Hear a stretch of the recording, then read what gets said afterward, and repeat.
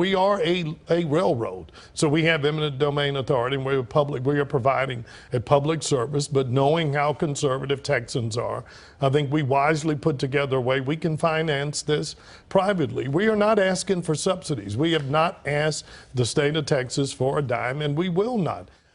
That's former Dallas Mayor Ron Kirk, also Trade Representative Ambassador Kirk. Last night on Fox 4 News at 9, he and Vice President Joe Biden are urging Texans to build the Texas Central high-speed train between Dallas and Houston. But not everyone's on board the old HSR love train. Kyle Workman is the president of Texans Against High-Speed Rail. Mr. Workman, thanks for being here. Thank you for having me. All right, let's start with the name. It sounds like you're against Texans Against High-Speed Rail. Are you against high-speed rail of any form? Is that what that means? We're just trying to make sure we get the message out there quickly, so that somebody got our name, they would know what we were for. I think there are two specific problems. You let me know if there are bigger ones, but one was that you think it's going to fail and taxpayers are going to be left holding the bag. Sure, I think that the inevitable taxpayer subsidy is what we're looking at. I mean, HSR worldwide is heavily subsidized, and they don't ever stay private if they do get started private. So we're pretty certain that that's the inevitable outcome here. And that's the problem here, right? We don't have. There's one high-speed rail line operational, sort of. It's under Amtrak in the Northeast Corridor, but there's really nothing in the United States to know exactly how this will play out, right? So that's kind of.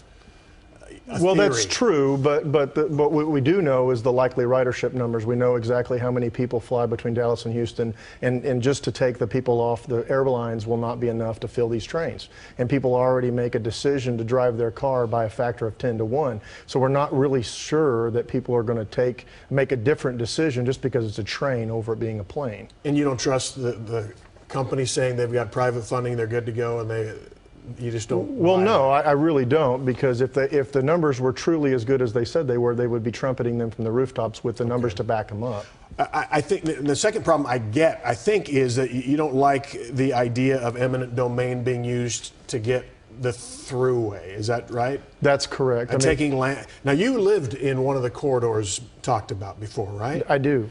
You do now? I do. Okay. I live in one of the corridors that was previously discussed. That's been not talked about now. Correct. Talk about your concern, because it's my understanding that these are sort of access points anyway for electrical routes or whatever. So the landowners there knew the likelihood of something going through that area. Well, and I think that's one of the misconceptions that they're trying to promote, which is that there is this already ruined, destroyed land between Dallas and Houston. We're just going to run right beside it. And that's quite frankly just not the case.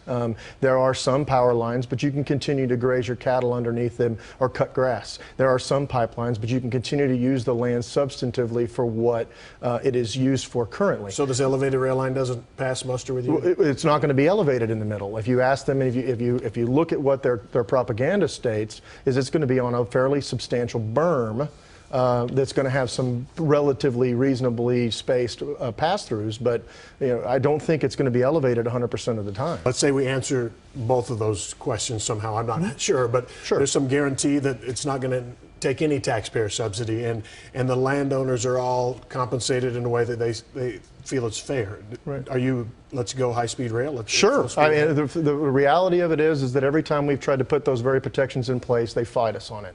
And what we've asked for is a constitutional protection against the state picking up the tab at the end, and for them to check the use of eminent domain at the door. And when you start talking about that, or you go down the I-45 right-of-way within currently utilized right-of-way, then a lot of our arguments are substantively over it. A lot of the other arguments are peripheral.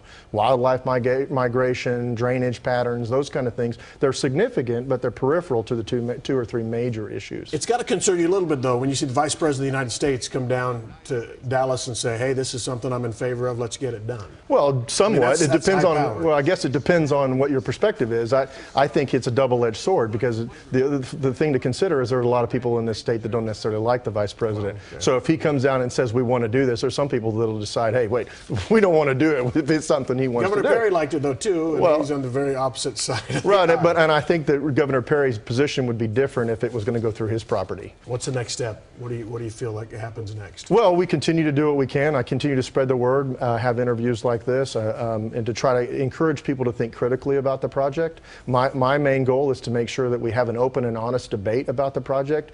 We don't think it'll remain privately funded, so we want to make sure that going forward that it is evaluated from the risk that it probably will not succeed. We're constantly looking for support, not only financially, but for people that are concerned. And then we're going to continue to work with our state representatives and senators to do what we can to put up with a good fight. All right, Kyle Workman, Texans against high-speed rail. Thank you very much. Thanks for coming in. I appreciate you. Thank you.